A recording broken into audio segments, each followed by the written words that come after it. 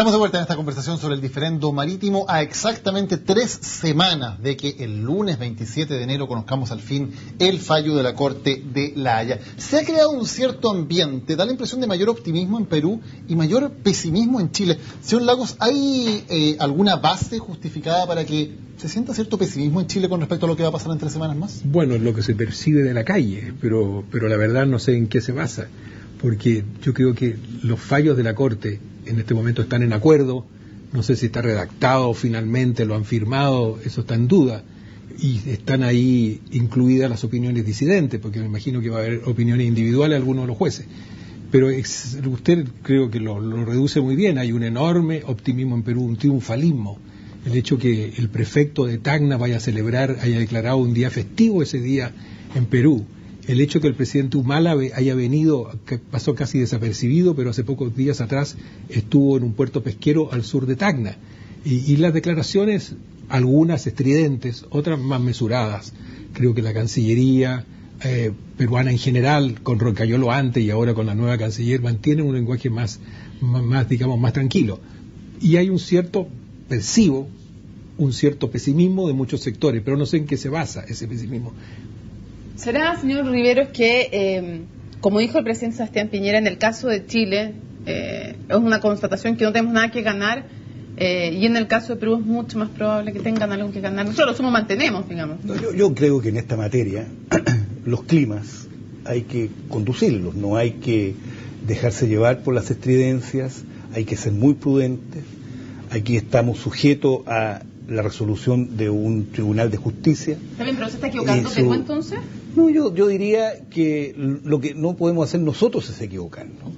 Y equivocación sería que nosotros nos dejáramos llevar por el clima de quien es nuestra contraparte en este proceso. Nosotros debemos mantener la prudencia, debemos mantener una confianza en los argumentos jurídicos que se han esgrimido y, por otra parte, tener también muy presente, y esto es válido para Perú y para nosotros, que el fallo que dicte la Corte Internacional de Justicia es obligatorio y que forma parte de los elementos centrales del respeto al derecho internacional, del cual Chile es cauteloso, ha cautelado siempre dentro de lo que es su política exterior y dentro de lo que es su apego a los principios de derecho internacional. Señor Vargas, después de seguir los alegatos orales, de ver las exposiciones, pero también de ver las preguntas que pudieron hacer en algunos casos los jueces, ¿quedó más optimista o más pesimista con respecto al resultado?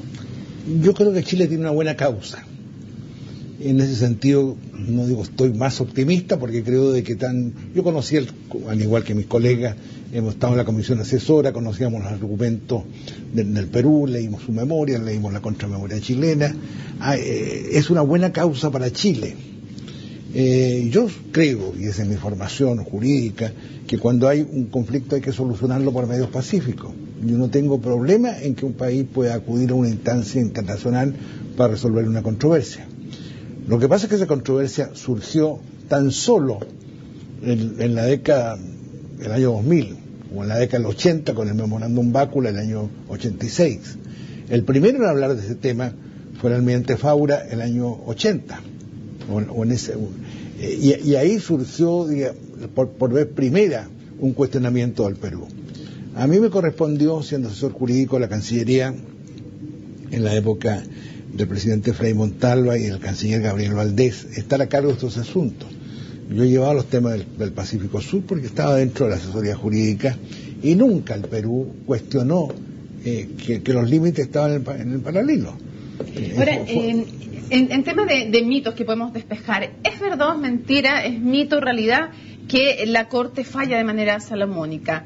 ¿Qué dice la jurisprudencia de la Corte? Yo creo que si uno examina, la Corte ha tenido aproximadamente 120 casos contenciosos de que existe como Corte Internacional. Antes era Corte Permanente de Justicia Internacional. Hay fallos de toda índole. Hay algunos en que por unanimidad fallan en favor de un Estado. Completamente. Rumania, Ucrania, por ejemplo, 100%. Y hay otros fallos en que hay acepta algunas de las peticiones de las partes y acepta otras de la otra. El caso Colombia, tan conocido nuestro, Colombia-Nicaragua, en la parte de tierras falló absolutamente en favor de Colombia y en la parte marítima.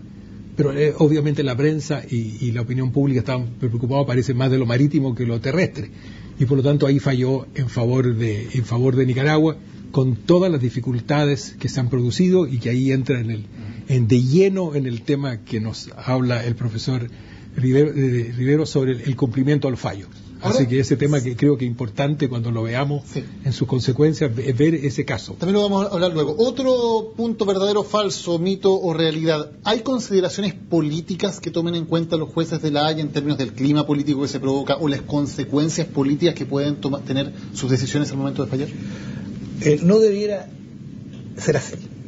Francamente, los 15 jueces permanentes de la Corte, en este caso van a ser 16 porque hay uno que se inhabilitó para fallar y se agregan 2 jueces ad hoc. Son personas que están comprometidos a fallar en derecho y por lo tanto debieran quedar fuera los elementos políticos. Ahora, ese es un tema que uno tiene que juzgar en función de los fundamentos del fallo. Y ese es el tema que va a venir con posterioridad, cuando el fallo se emita. Los fallos tienen que ser fundamentados y los fundamentos que deben darse son fundamentos en derecho. Ahora, y de tal manera de que aquí es el punto central. Si en un momento dado la Corte va en una línea de decisión, esa línea de decisión tiene que fundamentarla. Y vuelvo a reiterar, los fundamentos son en derecho.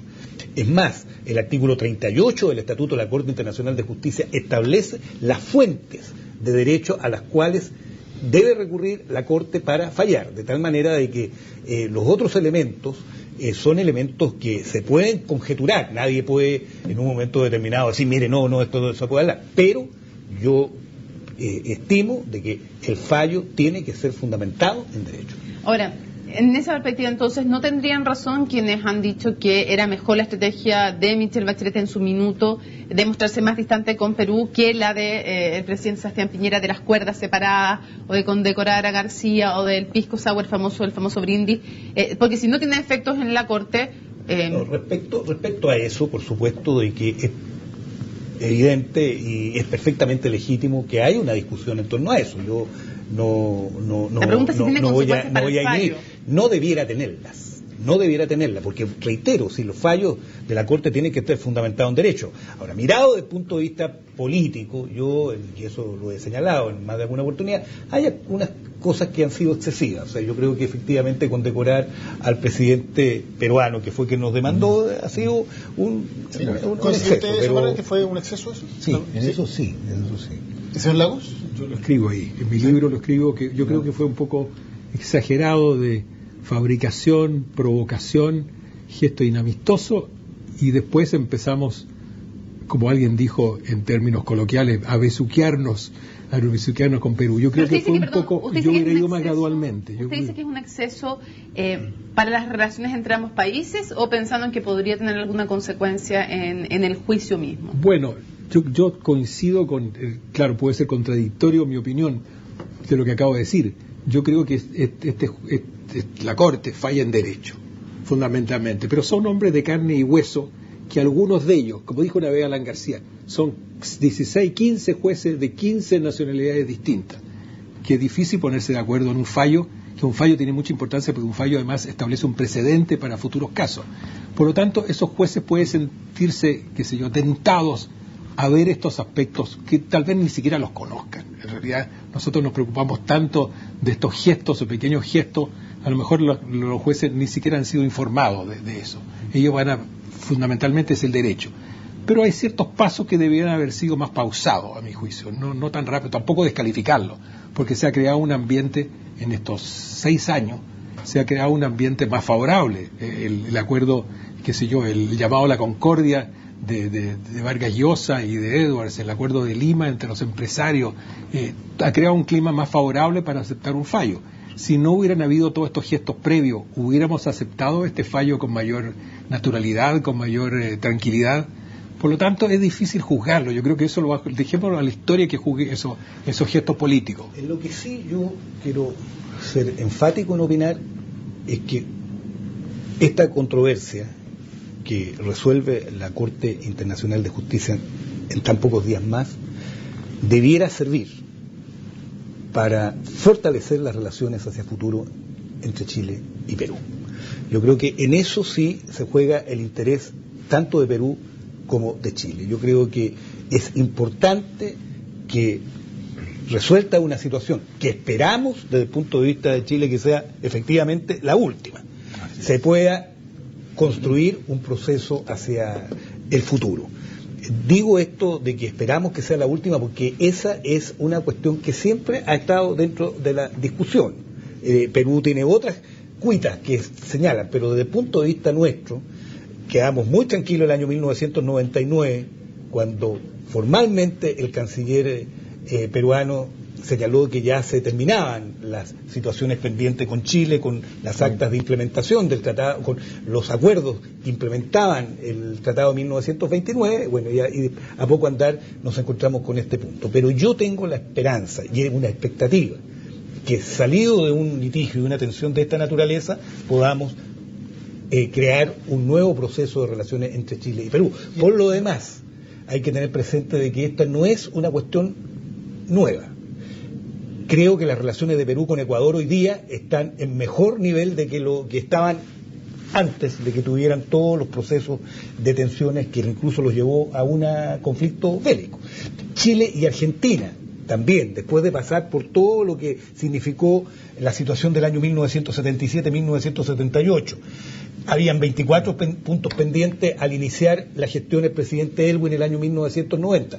Hoy día esos puntos están esencialmente resueltos y las relaciones entre Chile y Argentina son mejores que antes. Por lo tanto, esto también hay que mirarlo en una perspectiva de futuro y si uno es responsable, creo yo, en mirar el punto no desde la perspectiva coyuntural, sino que en una perspectiva de desarrollo. Creo que esto es un tema importante de también plantear. Y en ese sentido, señor Vargas, decía, es de esperar que sea efectivamente la última demanda de Perú. ¿Podría Chile, por ejemplo, como paso previo para ejecutar el fallo, demandar un compromiso formal de Perú de que no hay ningún otro tema pendiente y un compromiso formal por escrito como condición para ejecutar el fallo que salga de La Haya? Es una alternativa que hablaba en su momento. Va a depender, digamos, de cuál sea la actitud del Perú frente al fallo y cuál sea la actitud de Chile. El fallo es definitivo y es obligatorio. Y yo creo en eso es muy importante insistir. Lo cual no significa que debe implementarse de inmediato. Podría caber, lo anuncio como una posibilidad, nadie ha hablado de esto hasta ahora y yo creo que es legítimo planteárselo, cabe la posibilidad de recursos. ¿Cómo así? Cabe la posibilidad de un recurso de revisión, que nunca se ha aceptado un recurso de revisión en la historia de la Corte, pero hacer un recurso de revisión debe tratarse de hechos nuevos, desconocidos por el tribunal, y que sean de tal naturaleza que hubieran podido influir en el fallo. Pero entiendo además que no sea culpa del país afectado el que no se considera. Que no sea negligencia del país. Claro, pero nunca la Corte, en realidad han habido 3 casos en que se ha planteado un recurso de revisión y los 3 han sido rechazados por una abrumadora mayoría por la Corte. Entendemos, profesor Vargas, que esa es una carta bajo la manga del bala que probablemente ya está preparada. Pero también está el recurso de interpretación. Yo creo que de interpretación, para aclarar el sentido y alcance de alguna disposición. Yo lo quiero decir como una posibilidad teórica, porque no se trata de que salió el fallo y al día siguiente hay que implementarlo. Yo creo que Chile debe cumplirlo y el Perú debe cumplirlo. Pero cabe esta posibilidad de que el fallo admita un recurso de interpretación. Lo que no admite el fallo es un recurso de apelación. Y eso es categórico el artículo 60 del propio estatuto de la Corte Internacional de Justicia en decir de que la sentencia del tribunal no es apelable. Pero por lo tanto, señor Rivero, para entenderlo, lo más probable es que el día que salga el fallo, hay alguna de las partes que va a quedar descontenta, lo más probable. Lo más probable es que esa parte que se sienta descontenta diga, vamos a estudiar esto, vamos a ver si hay alguna posibilidad de algún recurso o de revisión o de interpretación y vamos a tomar esto con calma. O lo más probable es que debería ser que los dos países digan inmediatamente no hay nada más que hacer y se ejecute el fallo. Es que todo va a depender del fallo. Es imposible poderle contestar si uno no conoce el fallo. Si el fallo realmente ofrece la posibilidad de una aclaración, es evidente que procede a un recurso de interpretación. Pero para eso hay que leer el fallo, hay que leerlo en su fundamento y en su parte resolutiva. Eso es muy clave. O sea, lo que sí creo que es importante insistir, como lo ha dicho el profesor Rivero, es de que el fallo hay que cumplirlo. Yo creo que sería absurdo que decir lo vamos a desconocer. Este es un fallo, como dijo Argentina en su momento, insalvablemente nulo por una decisión interna. O vamos a consultar en un plebiscito a la opinión pública. Pero, yo creo que son posiciones inaceptables, pero hay que voces, cumplirlo. ¿cree que, como el diputado Tarut, pueden seguir aumentando con el paso de los días mientras nos acerquemos al fallo, o posteriormente, después de conocerse si es negativo para Chile, que esas voces que ya han existido, como la que le cito del diputado Tarut, aumenten en Chile? Sí, pero yo no le doy mayor importancia. Yo creo de que el país tiene buenos conductores y Chile sabe que lo más importante, incluso más que ganar, es tener una respetabilidad internacional. Chile no es un país serio que va a cumplir el fallo, que está inserto dentro de un orden internacional que supone el fiel cumplimiento de sus obligaciones internacionales.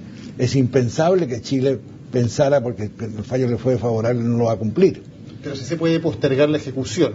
Habría que ver el fallo. Es evidente que el fallo es susceptible de un recurso de revisión, que yo lo veo casi imposible que lo vaya a invocar Chile, pero sí un recurso de interpretación. Podría ser. Yo no digo que vaya a ser porque no conozco el fallo. Tenemos que hacer una pausa y ya volvemos con más, con nuestro último bloque de esta conversación sobre el fallo de La Haya, que vamos a conocer en exactamente 3 semanas más.